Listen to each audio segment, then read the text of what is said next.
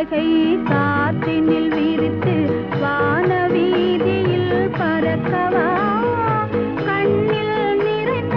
கணவனின் மார்பில் கண்ணீர் கடலில் குளிக்கவா கண்